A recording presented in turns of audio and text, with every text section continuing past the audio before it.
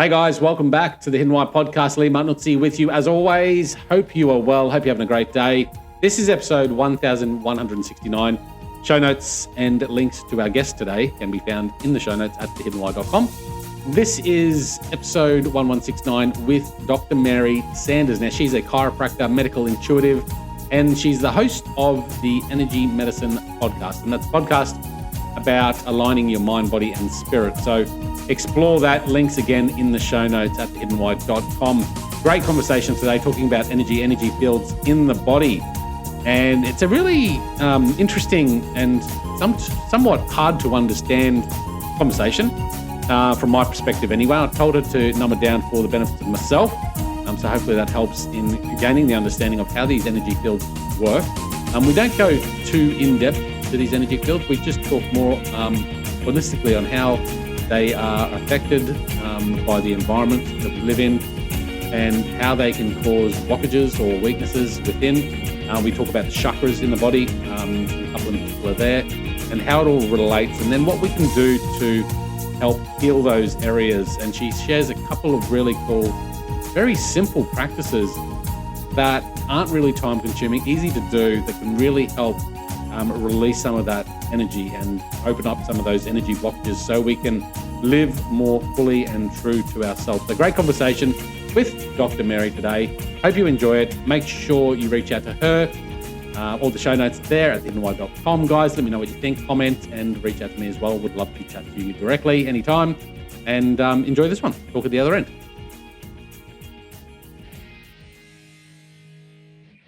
Dr. Mary, welcome to the Hidden Why podcast. Great to have you here. Thank you so much, Lee. I really appreciate you holding space for us to get together today and to connect in a very heart-forward way. So thank you so much. I'm looking forward to it. I've opposite sides of the world, nice and early here in Australia, and you're over there in Colorado, I believe. It'll be sometime in the afternoon, is it? Or it's evening? In the afternoon. Yes, indeed it is. And opposite seasons as well. It's cold here this morning, so I've got my hot cup of tea and ready to rock and roll. That sounds wonderful. So, Dr. Mary, there's a lot to learn about you. I'm really looking forward to this conversation. I think your goal is to help people align them better with their true self, if I'm correct, using a few different modalities. And you've got your chiropractic practitioner, is that right? And then you also delve into positive psychology. So you've got a lot to unpack here and integrate, I suppose. Tell us a little bit about your work, how long you've been doing it, and I guess what your true passion is. Oh, I love this question. I really appreciate starting here. I'd like to share with you and the audience that by formal training, I am a chiropractor. I've been practicing for 34 years. Time flies by when you're having fun. Right. And since then, I have to share with you that, you know how life happens. You think that you're on a linear trajectory as to what you believe how life is going to unfold for you. And it's been anything but that for me. It's been a very circular journey. So chiropractic afforded me to understand the human body from the neck on down. Meaning that I understood the physical systems. I understood the central nervous system, the autonomic nervous system, the skeletal system, the muscular system, all the organs associated with it. And when I left my practice to go move internationally to Ho Chi Minh City, Vietnam, I realized, I left it all and went to the other side of the world. I came over to your neck of the world for a couple of years. And I realized that as I was reflecting upon my practice, even though there was a certain consistency in the modalities that I was offering to people, there were some people that didn't respond as well as the other people. Some people hugely expanded and healed and transformed, and other people still struggled and stayed stuck in pain patterns. And I was kind of baffled as to why, you know, that 80-20 principle, right? Right. And so I was very curious as to what was happening, you know, within the mental capacity, what was happening within the space between the ears for that 20%. And so I knew that I knew the human body from the neck on down, and then I had to go do some additional training to better understand the neurobiology of the brain, to understand meditation, mindset, consciousness, subconsciousness, all those frequencies that we carry around within our brain and how it influences the physical body. And so that led me to do additional training with Dr. Tobin Shahar in upstate Lenox, Massachusetts, to better understand how and why meditation was so powerful. Right. So again, chiropractic afforded me the foundation. Positive psychology gave me the benefit of understanding what was happening within the brain. And then I knew that there was another layer that needed to be addressed, and I wanted to learn more about the human energetics. And that's what then pivoted me to go study under Dr. Francesca McCartney at the Academy of Intuition Medicine in Sausalito, California. So I wanted to better understand the bioenergetics of the body, the electromagnetic field that runs within us and surrounds us, and is heavily influenced in our transformational process. So now, Lee, as I hold space for others in their healing and their transformation, I get to pull from all of these areas of expertise in a way that is unique as a medical intuitive. Yeah, wow. So what do you call it? The bioenergetics? Why do I call it the No, no. bioenergetics, or Yeah, what well, do I call it? what does that mean? Bioenergetics. The human body, as far as I'm concerned, the lens that I view the human body is very much electromagnetically driven. There's a sense of polarity that runs within the physical body. Now, somewhere in there, I failed to mention that I also studied acupuncture. So I knew that there was a meridian system that governed over the physical body. We couldn't see it, we couldn't digest, or we couldn't dissect it out, but we could Right. definitely, through the years of influence of traditional Chinese medicine, we know that they exist. We know that the nadis and the small energy systems exist, and we can penetrate the electromagnetic field with energy, with needles and trigger points and cupping that influence the electromagnetic field or the current that runs within us and surrounds us. So, Lee, today I come from the philosophy that this energy system is our first barrier, meaning as we exist in today's environment, if there's a stressor, whether it be a physical, a chemical, or emotional stressor, it comes at us from the environment and then transfers through these layers of that surround our physical body, this aura, this biofield that surrounds our body.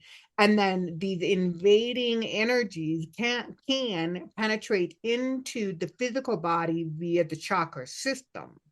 And so the moment that energy comes in, the chakras is just a fancy a Vedic term meaning wheels, that these wheels of energy that exist, you can't see them, you can't dissect them, but they lie surrounding and within the physical body. As soon as they get violated, it changes the chemistry and the emotional makeup of the physical body.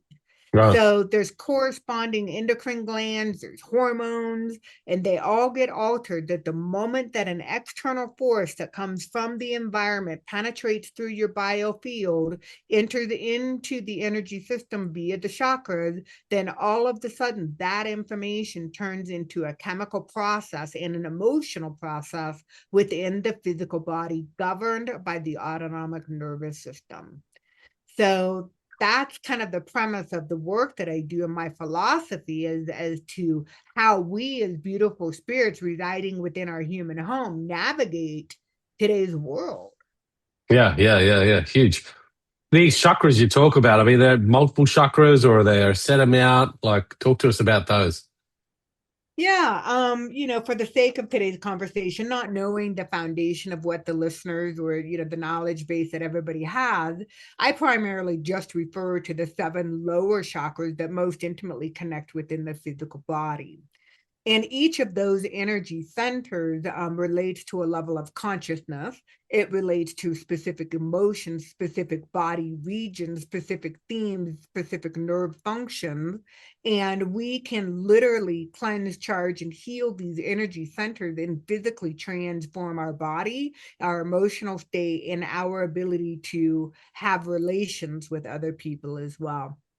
Are these So chakras surrounding key organs, or is that how you'd indicate them? And again, go to the basic level, base it on me with knowledge in this field. That's probably a great way to start. And then we can go from there if we want to go deeper. But yeah, they sort of related to key organs in the body where these they energy are, fields they are. are. Yep. So Lee, just do me a favor. I am going to simplify this down. I understand That's how this good. can be, a heady concept for some people, and I really want it to be tangible, and I want it to land for people. So I'm going to invite you in the audience, take one of your hands and place it over your lower abdomen. So if you place that hand over your lower abdomen in the deepest recess of your pelvis, you're connecting with the first energy center, chakra number 1. Oftentimes, this energy center, when you look at it or people show it in a diagram, it shows up as the color red.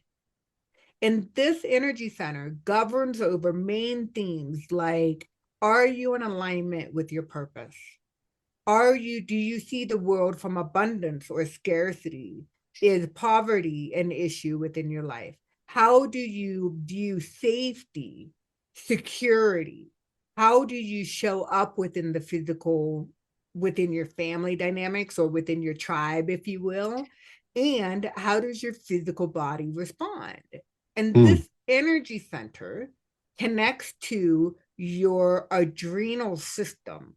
That's the endocrine gland, the hormones that get affected or impacted anytime that there is a shift within this energy center. So Right. the hormones associated with the adrenals has to do with stress. So everything from adrenaline, epinephrine, norepinephrine, cortisol, that's a big one. If any of these disturbances are showing up in your blood panels, you can then, as an individual, send energy into that center and help the healing process in a supportive way. Okay. Now, let's say you come to me and you say, hey, Mary, I have knee issues, I have ankle issues, or plantar fasciitis, or I have hammer toes, or I have sciatic issues. Anything that connects with your butt, thighs, knees, ankles, and feet, the lower extremity, is Yeah. going to be associated with that first energy center. Okay. I'll have to do It's some the healing on that center.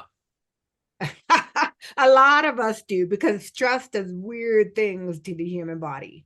Now, do these chakra centers, so we're talking about the energy field in the body and focusing on the chakra centers, external stresses coming through. I'm just trying to unpack this a little bit so I can understand. Are there different external energy fields that attach to different chakras in the body? Or can they sort of come in and go anywhere depending on the person? They can come in any energy center, any external energy source can come into your field and impact. They And typically go with the, I'm going to say, most traumatized energy center. But right. like EMF frequencies, we can't see them, but our cell phones, our computers, everything's emitting EMF frequencies. Uh-huh. They surround us and they penetrate through our electromagnetic biofield and can impact the integrity or the health of our chakras. And it's going to be different for each person. Like, for example, one of the things that I get concerned about personally is I am hearing impaired. And so I wear 2 hearing aids and I have it connected into Bluetooth technology. Like right now, I'm connected into Bluetooth, but I also know that that means that there's going to be a frequency that is coming into my ears and directed into my brain. Right. So I'm very mindful of that as being a possible area of weakness for me. Yes. Yeah. Okay. So how do you discover where someone might have interrupted energy fields within their system? Is it You know, based on diagnosing the body or, yeah? I love this question. I love this question. I have a tool in my office that's called a Biowell machine. So I know that the podcast is primarily audio and less video, but imagine, listeners, that I have a box that is literally about 4 inches by 4 inches. And it's white, it's solid, made out of plastic. And the front of the box has a small little opening in which a person can enter their finger in. And once the finger is in this opening, the finger hits a lens. And what Hmm. happens is that the lens provokes an electrical charge. You don't feel it. It's not invasive, like you can feel the shock. Right. But essentially, it delivers an electrical frequency which excites all of the electrons within your biofield. And then what happens is it creates like this avalanche of electrons, and those electrons start to collide with the air molecules. And when they collide with air molecules, it creates a light or a photonic emission. Hmm. And so what that means is, the manufacturers will tell you that this is not a diagnostic tool, but essentially it will read stress level, your overall vitality, and your organ balance. And so I can see predictive information based upon the Biowell machine, even before the body shows symptoms. The body is the most dense of all the energetic systems and the last to show symptoms. So that by the time that you have a chronic sinusitis or bronchitis or pancreatitis, or you have whatever physical ailment, it's gone through all the various layers of the energetic system to show up physically. Right. So I use this machine as a predictive tool I use it as a benchmark and as a functional testing tool with people repetitively so that we can start to identify these weaknesses based upon kilojoules, the energy coming out of the body, to determine where your system is weak before Okay. you get sick. So you can sort of see that in the energy fields in the body and figure out where the particular individual system is weak and then focus on that area for healing and recovery. Absolutely. That's a pretty Absolutely. exciting The tool. It is very exciting. And in your industry, when you do real estate, you Yeah. can literally put this in a house and use like a Sputnik device. Like it looks like a spider, kind of a ball with spikes on it, and it will actually measure the energy of the house. So let's say Ooh. you have a house that you just cannot sell, or you have a house that when you show it, people are like, just the energy doesn't feel good in this place. Or somebody might say, it just has really bad feng shui, or it just doesn't resonate with people. Right. You could possibly put this machine in that house and measure it to see if the energy is flowing and make the necessary changes to improve the energy. Interesting. It's kind of cool. Yeah, I think so. Yeah, yeah. So let's talk about the energy fields of the body. And so through the discovery process, what are the next steps once we figure out, okay, they've got some energy blockages here? How do we go about, healing that? That's a legitimate question. And that depends on the individual. I don't mean to be vague in my response, but it does take a multidisciplinary approach to figure out what the body is asking for first. Mm. It could be a structural issue, and maybe it's a chiropractic modality or an adjustment that they need. Maybe it is a chakra balancing or cleansing. Maybe it is possibly another modality that I use is stroboscopic light and vibroacoustics. Maybe it's nutrition that they need. So it all depends upon the individual based upon their level of readiness. We Mm-hmm. determine where the stressor is. Is it a physical stressor? Did it happen because of a trauma, a motor vehicle accident, a sports injury? Is it an emotional trauma? Is it something that happened in the relational field that's currently happening in their day in and day out activities? Is it a chemical issue or a hormonal issue? And so once we look through the lens of the readiness and where people are and what's top priority, we have to kind of address those issues first. It's like a And then diagnosis and then figuring out, okay, which area is really the priority for you personally. yeah, each person's different. Thankfully, I wish there was more. No, I don't. I don't wish that it was cookie cutter because that's just not the way that the human body works. No, it's quite complicated, really. The Okay, so I'm just looking at the energy field. I feel like this topic of energy is probably something a lot of people overlook totally, Sometimes, because yeah. how you show up in the world every day, and I've experienced this through burnout and through loss of a family member, through separation, and the impact on me physically and emotionally was sort of combined. So physically, I felt, not in pain, like severe pain, but certainly weak. And emotionally, certainly that way as well. And how I was showing up then was very ineffective. It wasn't very aligned with, how I wanted to be. And I realized that because there was all this energy coming in that was taking my natural energies away. So what we're really looking to achieve here is more getting that electric biofield, I don't know, electromagnetic biofield, I think you said, getting that back to some sort of neutral or positive level so that we can show up better. Would that be an ultimate goal of this Yes. diagnosis? Yeah, Lee, I have to say that just you sharing your life experience is applicable, right? I too have been through burnout. Hmm. And when I went through the peak of my burnout, I literally was pumping liquid nutrients intravenously. I was working less, sleeping more, and I could not function. It was just so depleted. Like I felt like all my energy was just drained from me and completely depleted. And so it took me a long while to reclaim my own boundaries as far as energetic boundaries and to fill my energy system with my life force energy, that life force energy that defines you before you even walk into the room.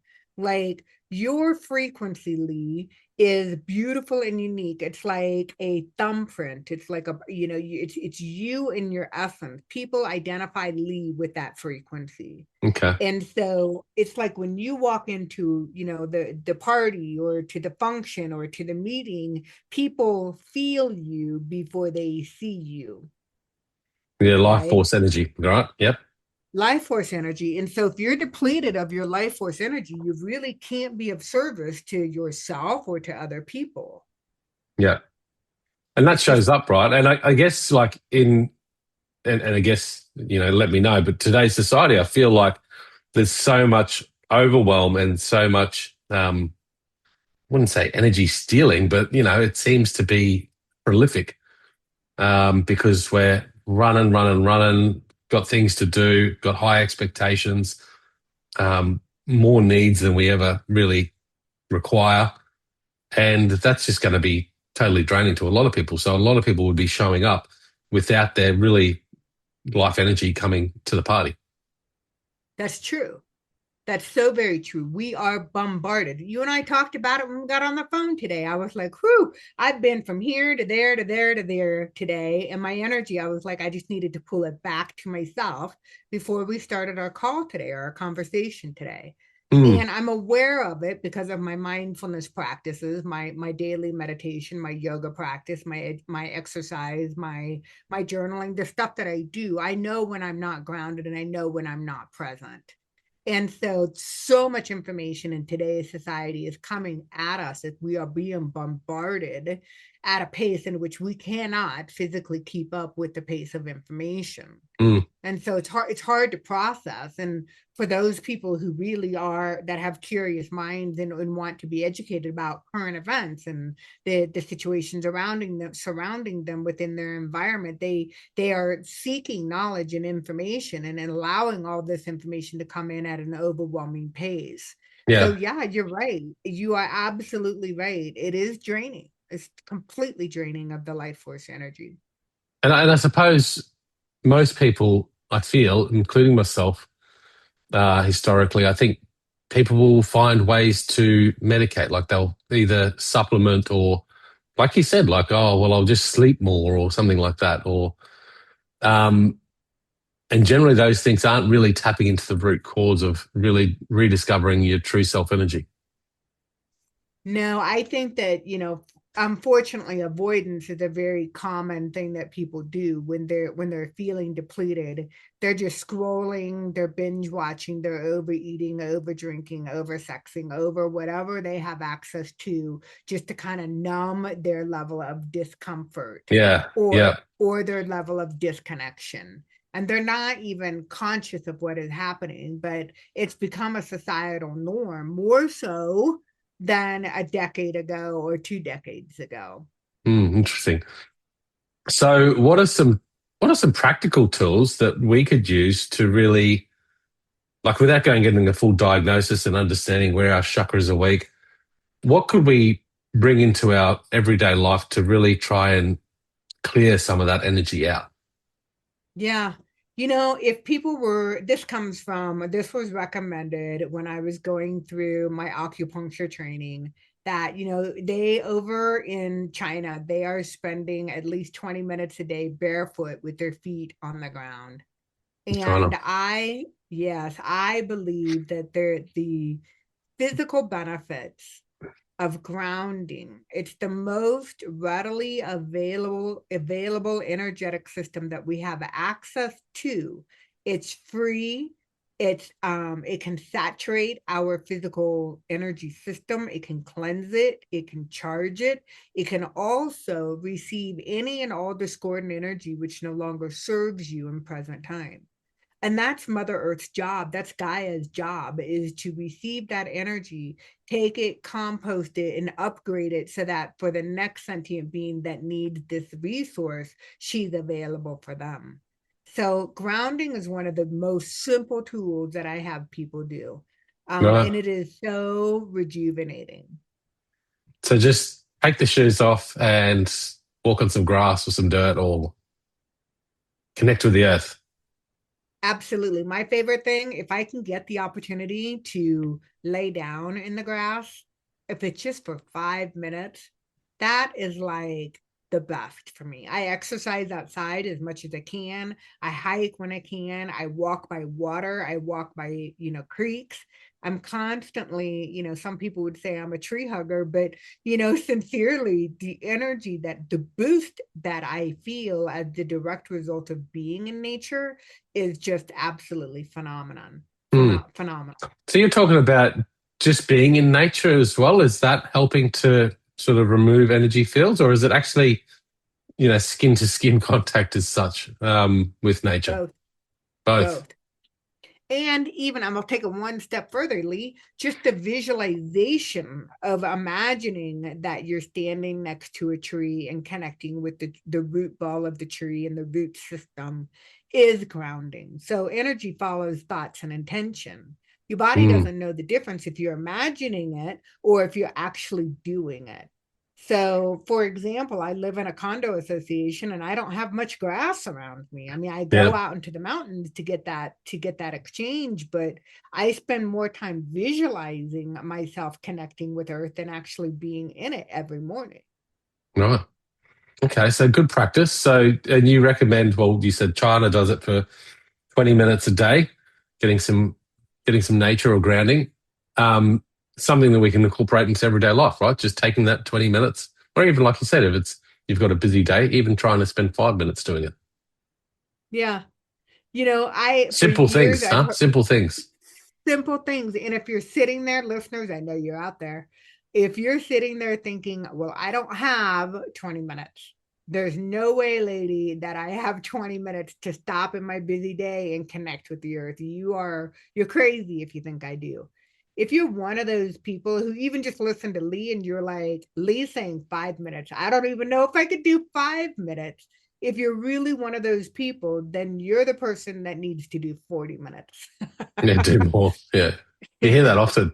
And meditation is another thing that I know you're a proponent of. It's something that I've been doing, and it's a similar thing. Like I just say, like, just spend 5 minutes a day to start with meditating. Yeah. I try and do 20-minute sessions a day, morning and night. Don't always get it, but certainly it's a practice that I've been doing for a long time now that has shown me huge benefits on just calming the body and clearing that energy field. And I noticed when I went through the burnout, I wasn't practicing, I wasn't doing it. But as soon as I get back into it, it just reconnects me, calms me, brings me down to a ground level. And that allows me to just operate better every day. Yeah, yeah. And if you're somebody that's sitting there saying, well, I don't know how to meditate, like, is there a technique? Is there a specific way? Do you have to sit in a certain posture? And I'm inviting everybody just to let that go. It can be just as simple as connecting with your breath, with your eyes open or eyes closed. We don't need to make it harder than what it is. But if you're looking for a guided meditation, on my website, I have free meditations. All you have to do is go to my website and you can download a meditation specifically for grounding, another one specifically for neutralizing and separating from other energies that don't serve you. And then just allowing, the third one is to allow you to come back into present time consciousness. So those are always available. Those resources, there's tons of resources out there. So I invite you to download them for free. Yeah, I love that. So that's at drmarysanders.com. Yes, drmarysanders.com. Guys, so drmarysanders.com. I'll stick a link in the show notes. So check those out. And you're right. Like when I started, I had no idea how to meditate. I was not sure I still do, but I've done different practices and learned from different people. Obviously, a lot of the people I have on the podcast talk about their practices. And I just tried everything until I sort of navigated my way into, okay, that sort of seems to work. And so you're doing it the Lee's way. Yeah. And that's like anything, I think. You just got to find your own way. And it evolves too. It changes as well. I think that's something people get. I did it, 10 years ago. I started and I'd change and you'd feel guilty. Oh, I'm doing it differently now. But there's absolutely nothing wrong with that. Mm-hmm. Yeah, I can honestly say I used to, when I lived in Bogota, I had a very, very strict practice. I did 60 minutes per day in the dark, seated in a rigid upright position. That's the way that it had to be. And now what I do is more of a guided meditation specific for heart coherence and brain coherence. So, my practice has evolved. I mean, I've been doing this for, we're almost on 20 years, but a long time, right? And so it shifts based upon my current demands and my needs. What your needs are. So when you say guided meditation, you're talking about someone walking you through a process. Yes. Specifically when it comes to heart and brain coherence, I really want to experience the heart. The heart is such a beautiful energy. The chakra associated with the heart is beautiful for many different ways, but there is an axis of the heart that moves outward from the physical body and connects with a universal frequency. And so what that allows us to be able to do is to connect with our emotions. And then the brain wave or the brain coherence literally brings the brain frequency down from possibly a high to a medium beta frequency and drop it into maybe possibly high alpha. And if you're really good, maybe you can drop down into theta as well. It all depends upon your experience. And when that happens, your autonomic nervous system starts to regulate itself so that you can, in your waking eyes open as you're walking through the world meditation that we call life, you are less reactive to the environmental stressors. And Mm, if you do get triggered and you swing up into a high sympathetic dominance where you're ready to fight or flight, you can go through that experience and then quickly return back down into that parasympathetic state. right. So yeah, that's what I'm kind of geeking out on these days, Lee. So what did you call that specifically? Guided meditation? I got for heart and Heart, brain coherence. heart and brain coherence. And is that something that's available on your website as well, or is that something that you're just researching and using through I'm others? it's not available yet, okay? Okay. Yeah. I am working on that right now. I'm in the experiential phase with my I've been doing it for quite a while, but I'm still experiencing what it does for me and my physical body, my emotional body, and also my energetic body. Yeah. Because the brain governs over the autonomic nervous system, which essentially is your chakras. Okay. So if someone was listening to this and doesn't have a meditation practice at the moment, how would you sell it to them to get them to like, what would be your pitch to say, this is why you should really try it? Wow, every body is different, okay? I have some friends who is he's a physician in a high stress demand. Most ER docs have ADD, ADHD. They're in order to be able to handle multitasks at once, right? That's why they're gifted in emergency type situations. But the thought of closing their eyes and turning their reflection inward doesn't work for them. Yeah. And so for them, I would be like, hey, let's establish an eyes open practice for you.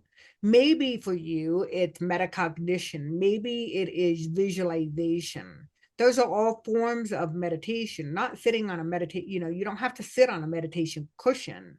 You can have a walking movement based meditation.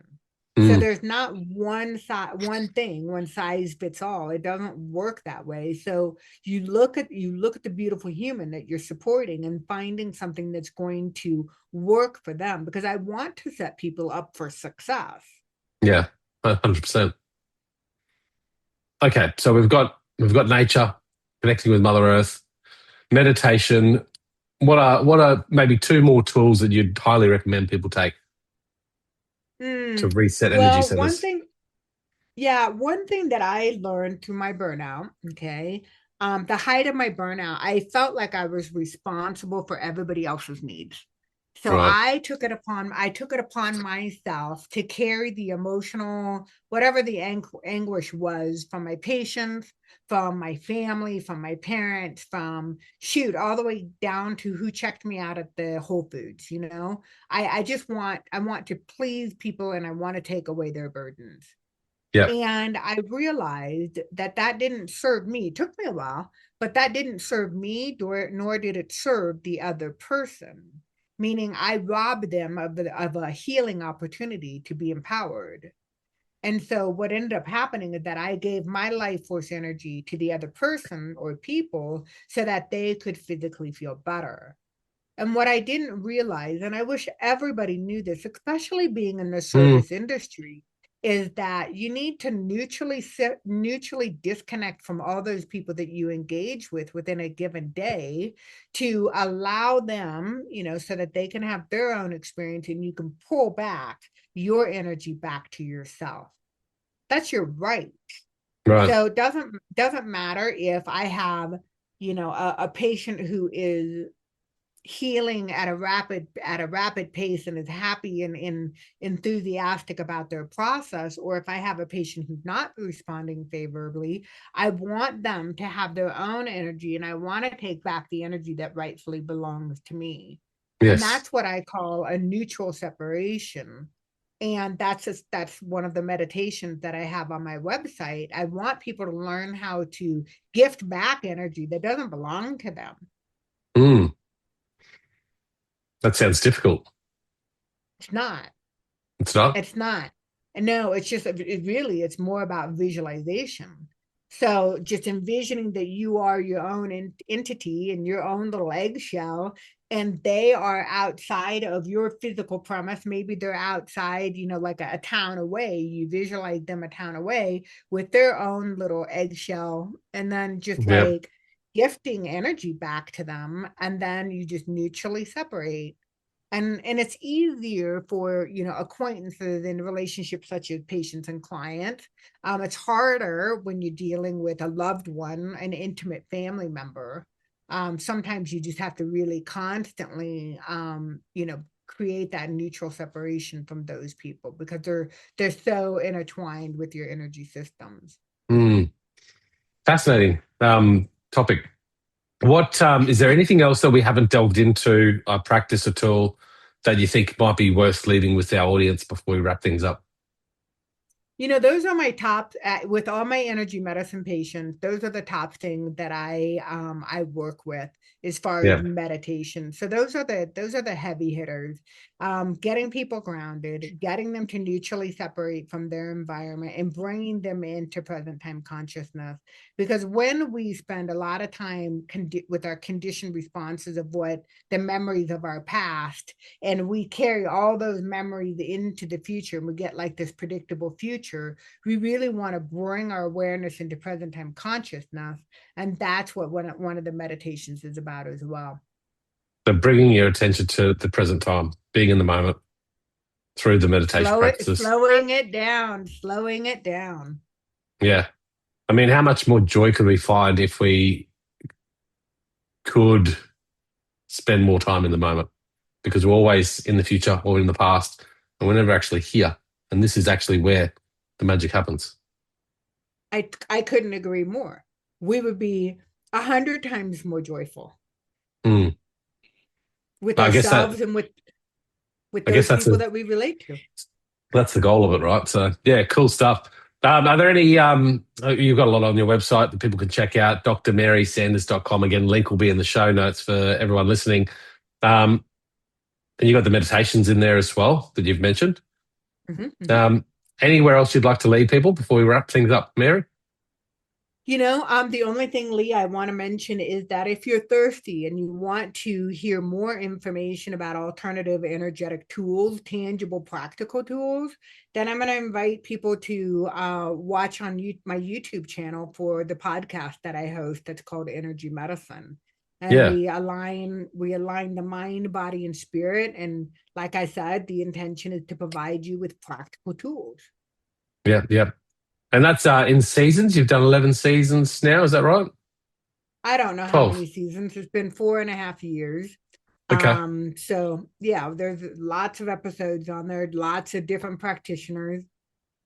Energy Medicine with Dr. Mary. So podcast or on the YouTube channel. Yep. You got it. Perfect. Thank you so much. That was awesome. Thanks for coming on the show. Lee, it's been my honor. Thank you for sharing time with me today. Okay, that's a wrap. Thank you so much for tuning in this week to this interview. I hope you enjoyed the conversation we had. Make sure you check it out at thehiddenwhy.com for all the show notes and links to our guest. And if you have any comments, any suggestions for the show, please make sure you reach out as well. Also, would like to just ask a favor. If you do like what you're listening to, if you love what you're hearing, make sure you subscribe, whether you're listening to this on iTunes, wherever it might be.